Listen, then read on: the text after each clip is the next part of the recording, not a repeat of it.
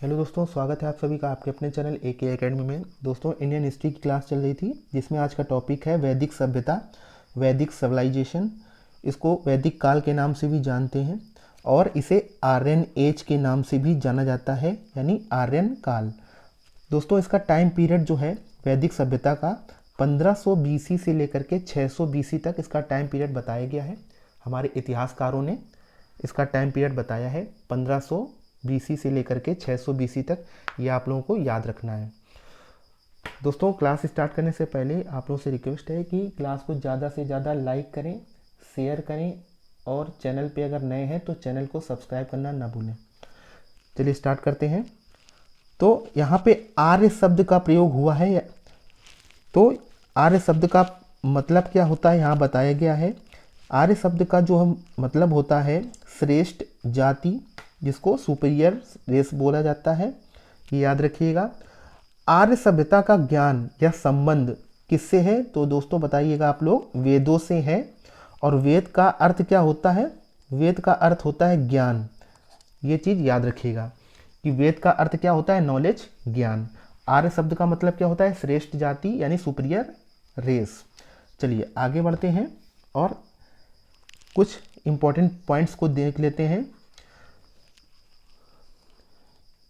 वैदिक संस्कृत के वेदों के निर्माता आर्य थे। ये चीज़ याद रखिएगा कि जो वैदिक संस्कृति थी हमारी, इन या फिर वेदों के जो निर्माता कौन कहलाए? आर्य कहलाए। कौन थे? आर्य थे। प्रोफेसर मैक्स मूलर ने आर्यों को मूल रूप से कहाँ का बताया है? तो आप लोग बताइएगा, मध्य एशिया का निवासी बताया है।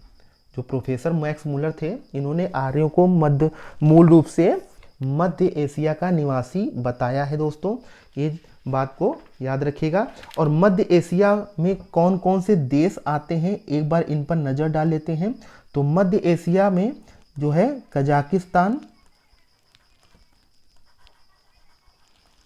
कजाकिस्तान हो गया आपका।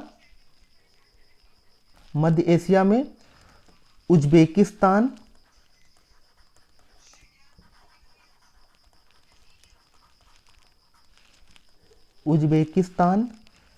किर्गिस्तान,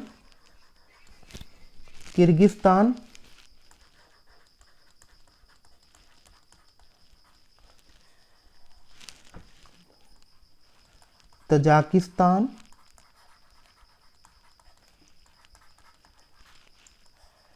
और दोस्तों एक और है तुर्कमेनिस्तान।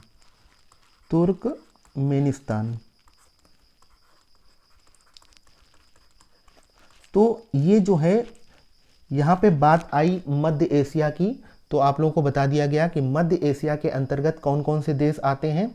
तो कजाकिस्तान हो गया, उज्बेकिस्तान हो गया, तुर्कमेनिस्तान हो गया, किर्गिस्तान हो गया और तजाकिस्तान हो गया। तो ये सभी देश जो है मध्य एशिया के अंतर्गत आते हैं। तो यहीं से जो है इन्हीं देशों में आर्यों का मूल निवासी आर्यों को बताया गया। और ये किसने बताया? मैक्स मूलर ने बताया कि आर्य जो थे मध्य एशिया के निवासी थे। बाल गंगाधर तिलक ने क्या बताया? बाल गंगाधर तिलक ने इन्हें यानी आर्यों को उत्तरी ध्रुव का बताया। बाल गंगाधर तिलक ने आर्यों को उत्तरी ध्रुव का निवासी बताया है। दयानंद सरस्वती ने आर्यों को तिब्बत का बताया है। आर्यों को तिब्बत का निवासी बताया है। और दयानंद सरस्वती कौन थे? तो आर्य समाज की इन्होंने स्थापना की थी। ये बात आप लोग याद रखिएगा। चलिए आगे बढ़ते हैं और नेक्स्ट पॉइंट है, यहाँ बात कर लेते हैं कि ईरान का प्राचीनतम ग्रंथ किसे कहते हैं। तो याद रखिएगा, ईरान का जो प्राचीनतम ग्रंथ है इसका नाम है जैन अविस्ता। याद रखिएगा, ईरान का प्राचीनतम ग्रंथ का नाम क्या है? जैन अविस्ता नाम है। नेक्स्ट है, वैदिक सभ्यता के लोगों का मुख्य कार्य क्या था? दोस्तों तो आप लोग बताइएगा, कृषि एवं पशुपालन था। इनका मुख्य कार्य क्या था वैदिक सभ्यता के लोगों का? तो कृषि एवं पशुपालन था। तीसरा पॉइंट है, वैदिक सभ्यता के परिवार कैसे थे? तो पितृ सत्तात्मकता थे, जिसको बोलते हैं फादर डोमिनेटिंग। वैदिक सभ्यता के जो परिवार थे, जो लोग निवास करते थे, उनके परिवार कैसे थे? तो पितृ सत्तात्मकता थे, जिसको बोलते हैं फादर डोमिनेटिंग थे। ठीक है, आगे बढ़ते हैं नेक्स्ट देखते हैं। ऋग वैदिक काल यानी वैदिक काल को दो भागों में विभक्त किया जाता है। तो पहला भाग है हमारा पूर्व वैदिक काल, या फिर इसको बोलते हैं ऋग वैदिक काल, अर्ली वैदिक एज या ऋग वैदिक पीरियड। और इसका टाइम पीरियड दोस्तों याद रखिएगा 1500 बीसी से लेकर के 1000 बीसी तक इसका टाइम पीरियड है, यानी पूर्व वैदिक काल का या ऋग वैदिक काल का ये टाइम पीरियड है। दूसरा भाग है उत्तर वैदिक काल, जिसको बोलते हैं पोस्ट वैदिक पीरियड, और इसका टाइम पीरियड क्या है 1000 बीसी से लेकर के 600 बीसी तक इसका टाइम पीरियड है दोस्तों। चलिए आगे बढ़ते हैं। तो पहली हेडिंग बनाते हैं पूर्व वैदिक काल या ऋग वैदिक काल, जिसका टाइम पीरियड आप लोगों ने पढ़ा अभी 1500 बीसी से लेकर के 1000 बीसी तक। तो इसमें पॉइंट वाइज देखते हैं। अभी तक हम लोगों ने लास्ट क्लास में पढ़ा था कि सिंधु सभ्यता जो है, सिंधु घाटी की सभ्यता मूलतः कैसी थी, तो आप लोगों ने पढ़ा था नगरीय सभ्यता थी, यानी अर्बन सेटअप थी। लेकिन अब बात चल रही है वैदिक सभ्यता की, तो वैदिक सभ्यता मूलतः ग्रामीण थी। ग्रामीण मतलब रूरल सेटअप थी। वैदिक सभ्यता मूलतः ग्रामीण थी, ये चीज़ याद रखिएगा, इंपॉर्टेंट पॉइंट्स हैं। अगला पॉइंट है वैदिक काल में हमारे वेदों या वैदिक साहित्य की रचना हुई। तो आगे बढ़ते हैं और नेक्स्ट देखते हैं। वैदिक साहित्य का मतलब 4 वेदों से है। वैदिक साहित्य का मतलब किन किन वेदों से है, यानी 4 वेदों से हैं। और वो 4 वेद कौन कौन से हैं, तो आइए देख लेते हैं। तो पहला है ऋग्वेद, दूसरा है अथर्ववेद, तीसरा है सामवेद और चौथा है यजुर्वेद। इनको एक एक करके दोस्तों हम लोग डिस्कस करने वाले हैं। अब वेद की बात की जाए तो वेद का अर्थ हम लोगों ने जाना। वेद का अर्थ होता है नॉलेज, और इसे ब्राह्मण साहित्य भी कहा जाता है इसको।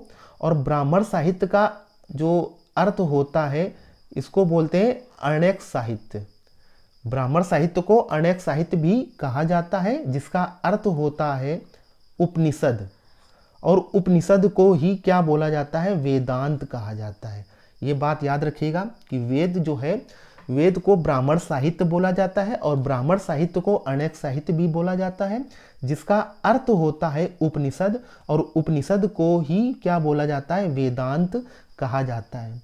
तो अब हम लोग जब नेक्स्ट क्लास में क्या पढ़ेंगे, ऋग्वेद के बारे में एक एक पॉइंट को डिस्कस करेंगे। ऋग्वेद के बारे में, फिर उसके बाद अथर्ववेद के बारे में, फिर उसके बाद सामवेद के बारे में, फिर उसके बाद यजुर्वेद के बारे में हम लोग डिस्कस करेंगे। आज के लिए इतना ही, आगे इसके नेक्स्ट क्लास में हम लोग पढ़ेंगे।